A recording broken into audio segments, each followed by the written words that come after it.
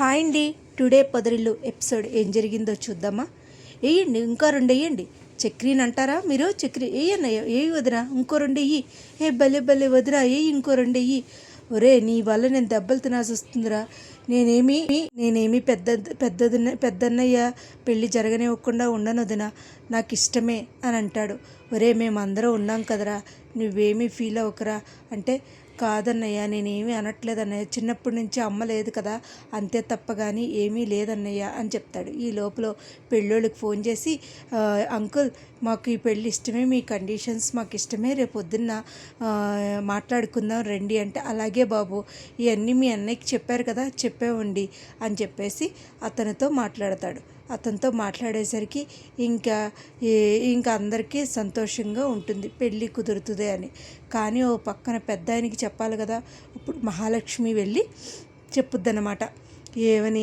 ఏంటి ఏం చేస్తున్నారు, ఏం చేయాలి, ఎప్పుడు చూసినా పాట అని చుక్కనా, అంతేనా, తాగడమేనా? అవును, వినటానికి పాట, నోట్లో వేసుకోవడానికి చుక్క, ఇంకేంటి? కాదు, రేపొద్దున్న పెద్దికి పెళ్లి సంబంధం చుట్టాకు వస్తున్నారు. ఎవరు? ఆ వెళ్ళిపోయిన వాళ్ళేనా? అవును అని చెప్పేసి అంటూ ఉంటాడు. ఇంకే సరే అని చెప్పేసి మాట్లాడుకున్నాడు. ఈ లోపల మన శైలు ఏం చేస్తుందంటే, ఎవరో ప్రమోషన్ కోసం అని చెప్పారు కదా, వాళ్ళ కోసం వస్తుంది. వాడు ఫ్రాడ్ అనమాట. ఆ అమ్మాయిని ఎలాగైనా ట్రాప్ చేయాలని చూస్తారు. అదే ఆ డబ్బులు ఇస్తే అవి తీసుకెళ్ళి కేశవకి ఇచ్చేద్దాం అనుకుంటుంది. అక్కడికి కూడా కేశవని రమ్మంటుంది. ఈ లోపల వాళ్ళందరూ మడవరే, మా అమ్మ సూపర్ ఉందరా ఫిగరు, చెప్పాను రా ప్రమోషన్ అని చెప్పాను, ఇంకా దాన్ని మనం పడగొడతామే, దాన్ని ఎలా కావాలితే అలా చేయొచ్చురా అనేసరికి అది చూసిన కేశవ వాళ్ళందరినీ చాలా ఫైట్ చేస్తాడు. ఫైట్ చేసినా కూడా ఈ లోపల, ఎవర్రా ఆ అమ్మాయిలు, ఎవరవా నువ్వు, అరే నీకు ఏదైతే నీకు ఎందుకురా, నువ్వు అలా మాట్లాడడం కరెక్ట్ కాదురా అనేసరికి, ఒరే నువ్వు ఏంట్రా ఇలా మాట్లాడుతున్నారు మీరు అని చెప్పేసి దెబ్బ కొడుతూ ఉండగా మన శైలి వస్తుంది. ఏంటి నీ నచ్చినట్టు చేస్తున్నావా, నిన్ను ఫ్రాడ్ చేయాలనుకుంటున్నారు అని అనేసరికి, ఏంటి మేము మేడం గారిని ఫ్రాడ్ చేయడమా? అదేం లేదు మేడం, కావాలని మీ లవర్ అని చెప్పాడండి. ఏంటి, నేను నీ లవర్ అని చెప్పావా నువ్వు? అది కరెక్టేనా? అసలు కరెక్ట్ మాటేనా అది నువ్వు అని అనేసరికి, ఇంకా దెబ్బ కొట్టిన వాళ్ళందరూ కూడా అబద్ధం చెప్పేసి వెళ్ళిపోతారు. వెళ్ళిపోయేసరికి శైలి చాలా కోపం వచ్చి కొడుతుంది.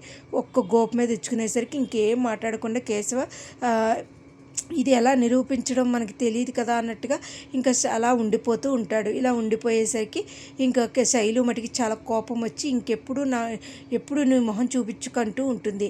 అసలు ఏం జరిగిందో కూడా తెలుసుకోకుండా కేశవ మీద దురుసుగా వస్తుంది. ఇది ఎంతవరకు అనేది మనకి విషయం అయితే అర్థం కావట్లేదండి. కానీ శైలునైతే సేవ్ చేశాడు. ఇంకా దాని తర్వాత ఏం జరుగుద్ది అనేది కూడా మనం చూడాలి. ఇలా ముందుకు వెళ్తుండగా శైలుని సేవ్ చేసేసి వెళ్ళిపోయేసరికి ఇంటికి వచ్చేసి చాలా సీరియస్గా ఉంటాడు. చక్రి మీదకి దురుసుగా వస్తాడు. ఏరా ఏమైంది, రే నీకేంట్రా అని చెప్పేసి మీదకి, ఏంటి అలా రౌడీయిజం చేస్తున్నావు అని చెప్పేసి మహాలక్ష్మి అంటుంది. ఏం మాట్లాడకుండా ఈ లోపల పెద్ద వస్తారు. ఏరా ఏంట్రా అలా ఉన్నావంటే, ఏం లేదన్నయ్య. ఏంట్రా చెప్పండి, నీకో విషయం చెప్పాలన్నయ్య. ఏం చెప్పమ్మా, మీరే చెప్పండి. రేపు ఆ గారెలమ్మాయి వాళ్ళు వస్తున్నారు. ఏ గారెలమ్మాయి వాళ్ళు అని అంటే, అవునన్నయ్య, పెళ్లి సంబంధం మాట్లాడడానికి వాళ్ళు వస్తున్నారు అనేసరికి ఆ కండిషన్ గుర్తొచ్చి, వాళ్ళకి ఆ సంబంధం వాళ్ళకి ఇష్టం లేదు కదా అంటే, లేదు వాళ్ళకి ఇష్టమే అని చెప్తారు. కానీ అసలు విషయం చెప్పరు. ఏమీ చెప్పకుండా ఒప్పుకో అన్నయ్య, ఒప్పుకో అంటూ చెప్తూ ఉంటారు. కానీ అసలు సరే అని, రేపు వస్తున్నారన్నయ్య వాళ్ళు మాట్లాడటానికి, నువ్వు ఇంకేం చెప్పకన్నయ్య అని చెప్పేసి అంటూ ఉంటాడు. ఏం చెప్పినా కూడా ఎవరు మాట్లాడరు. ఇంకా అలా ఉండగా చాలా బాధపడుతూ ఉంటాడు. పంతాలకి పోయి ఇలా చేస్తారా ఏంటి అని చెప్పేసి మాట్లాడుతూ అనుకుంటాడు. ఈ లోపల మహాలక్ష్మి కేశవ మాట్లాడుకుంటూ ఉంటారు. ఏంటిది, ఏం చేయాలి, ఎలా చేయాలి, ఇవి అబద్ధాలు చేసిన పెళ్లి చేయాలి కదా, ఇప్పుడు ఎలా అనుకుంటూ ఉంటారు.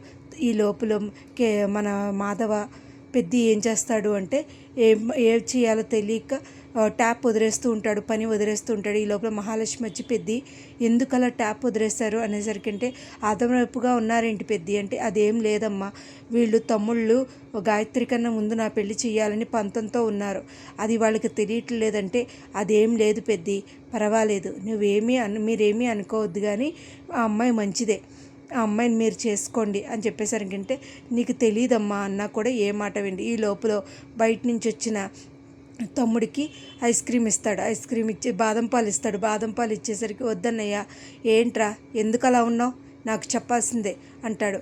ఏమీ లేదన్నయ్య, నాకెందుకు, ఎవరే నువ్వేంటి, ఆడెందుకు అలా ఉన్నాడో నాకు తెలియపోతే మటుకు ఊరుకోనరా, ఏం జరుగుతుంది అసలు ఇంట్లో, మీ ఇష్టానుసారంగా చేద్దాం అనుకుంటున్నారా అంటూ ఉంటాడు. ఇంకేం చేయాలో తెలియక అందరూ కామ్గా ఉంటారు.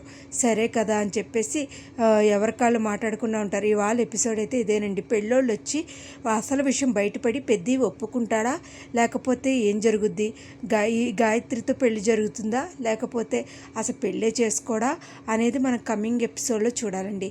నా వీడియోస్ కనుక మీకు నచ్చినట్టయితే లైక్ చేసి, షేర్ చేసి, సబ్స్క్రైబ్ చేయండి. Thank you so much. Thank you.